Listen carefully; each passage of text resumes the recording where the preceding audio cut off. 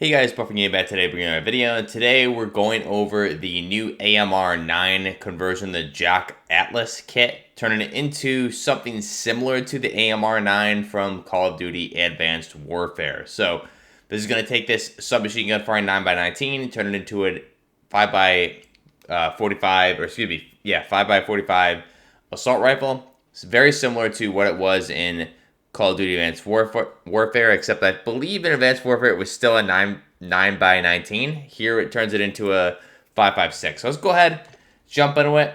Here's the final design for the weapon. It is a weird weapon, to say the least. So let's go ahead and back out. We'll go to the challenges here, weekly challenges.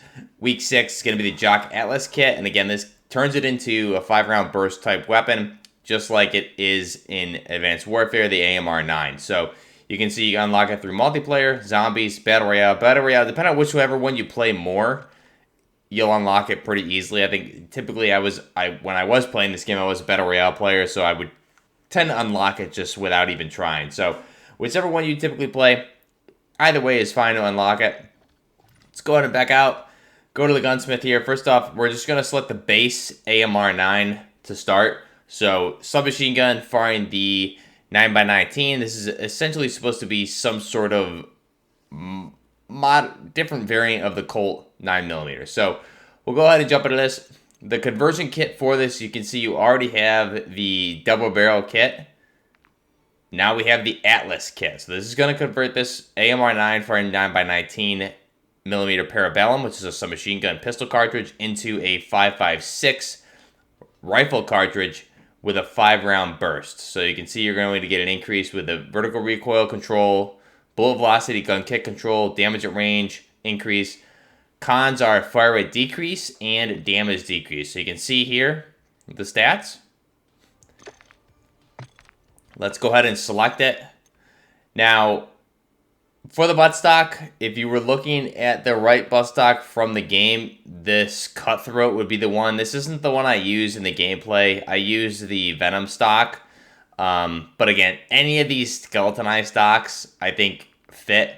If you want to get correct with it, you would want the Cutthroat stock. So we'll go ahead and use that for this conversion. Just note, I'm using the other one. I'm using the Venom in the video, but again, not a big deal there. So we'll go ahead and select that.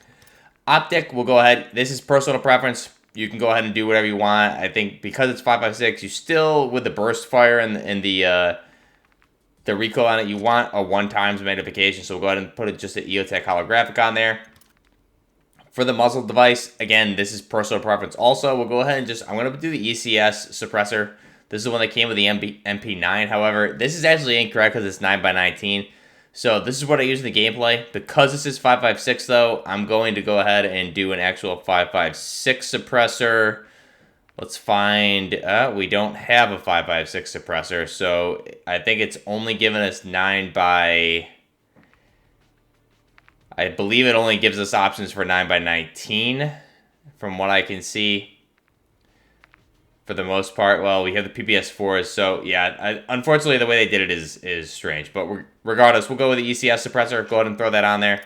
Underbarrel attachment, again, personal preference. I'm going to just go ahead and throw on a any vertical foregrip. We'll do the Lockwood Precision. Big fan of that one, obviously. Magazine here with this conversion, you're fixed at the 30. Your laser, you don't have a laser option. You don't have a barrel option either. So those are really all the attachments we have. Now, I think the 3D printed parts look pretty terrible, personally. So we'll go ahead and do the all camos. And you can see here what some of these look like. You have a lot of these look pretty decent. I'm going to go with the Field Ops for this one. Also, just so you can see what straight black looks like.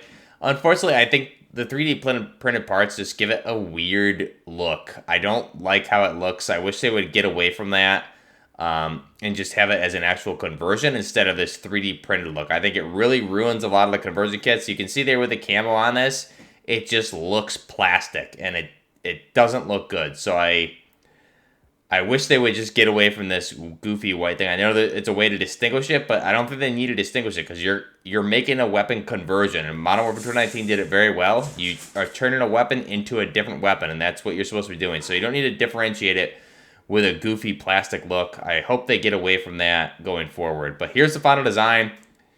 But you can see that plastic handguard just looks terrible because of the it's supposed to just be plastic, and the camo just doesn't look right on it. It really ruins the weapon. I think some other issues with this, the handguard compared to how it is in Advanced Warfare is way too thick, or at least tall vertically. It's just too tall vertically. Where the grip is here doesn't make any sense compared to where the magazine is in the front of the rifle. This is just wouldn't make any sense to have the grip there, as well as have how tall the handguard is. So there's a lot of issues with this weapon. However, you still have an AR-15 pattern design. You have your select fires on the left-hand side. Your bolt release is AMI. You have the charging handle on the rear, ejection port on the right. Other than that, it's pretty much similar to this. Is basically designed from the Advanced Warfare version of this. I believe in that one, though, it was firing 9x19 in a 5-round burst. Now, the cool thing is, if we jump to the firing range here, you don't need to continually burst the weapon. It's going to burst itself. So you hold the trigger down, it will auto burst the 5-round burst. So it's essentially like it is full auto. So you'll see here, you can see it doing the burst over and over. It'll kind of kick as it hits the 5 rounds and fire again. And that's just with one pull of the trigger. So you are going to go through the magazines pretty quickly. Let's see if we can go ahead and just edit the dummies here.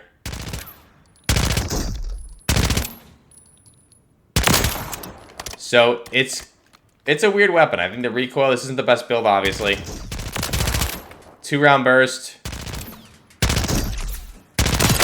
3-round burst there. So you're really, for the 30-round mag, I mean, you really still want to stay within this close range. I think that the TTK in the close range is good. Stretching out to this mid-target is not good. That's going to be, you can see there, just not the best TTK compared to close range. So let's try this mid-target again. 3 bursts there. So that took 15 bullets versus here, the close one. Still took around 3 bursts, so it's really not a great weapon. I think it's pretty strange. Go ahead and jump into the gameplay here. Again, we're just using this on one of the newer maps here, using it as a close quarters type assault rifle. But I think the cool thing with this is it is supposed to be the AMR9 from Call of Duty Advanced Warfare. Obviously a callback to Sledgehammer, especially with the JAK ATLAS kit, reference to Atlas Corporation in that game, which I really enjoyed. Advanced Warfare, I think the single player in that was awesome. I really enjoyed the multiplayer also. So it's great to see this type of weapon. I think the aftermarket parts are great. I really just wish they would get away from these weird 3D printed models. I think for some of the really cool looking aftermarket parts, it almost ruins it. I think this is almost one of them. The handguard's a little bit too vertically tall or thick, and I think the 3D printed parts, that look, even when you put a camo on there, just really ruins the aesthetic appeal of the design, especially with all the ones that I've seen so far. For the most part, I think the G36 one is a prime example also. They do these weird things with these, not only with the plastic parts, but the handguards and the top rail mounts. It's just, they do some strange things. So I wish they would just get away from it and make it an actual weapon conversion into a new weapon without having to distinguish it with the plastic parts. But let me know again down below what you guys think. Again, I liked Advanced Warfare. I never really used this weapon in Advanced Warfare, nor at least I don't remember it. I was really an AR guy or an LMG guy when I was playing that, because I went from like intense hardcore gaming in college. Advanced Warfare, I was like very casual at the time, so I really wasn't using too many guns outside of like an AK-12 and some LMGs, things like that. But it was an Advanced Warfare, pretty cool callback. I think these references are cool. We get a lot of Atlas Corp references here recently, especially with the Ball 27. So let me know your thoughts down below. Hopefully I'll be upgrading my PC here shortly, bringing you guys some much better content with some much better games. And As well as I think we have the Delta Force beta most likely here on the horizon within the next 2 months. I believe that should be sometime in June regionally. So I'll keep you guys posted on that. That's going to be a great game here on the channel. I'm really excited to bring that to you guys. Let me know your thoughts down below. The JAK Atlas Kit or the AMR9 conversion for Advanced Warfare. Let me know your thoughts down below. Till next time, Buffering Gaming, out.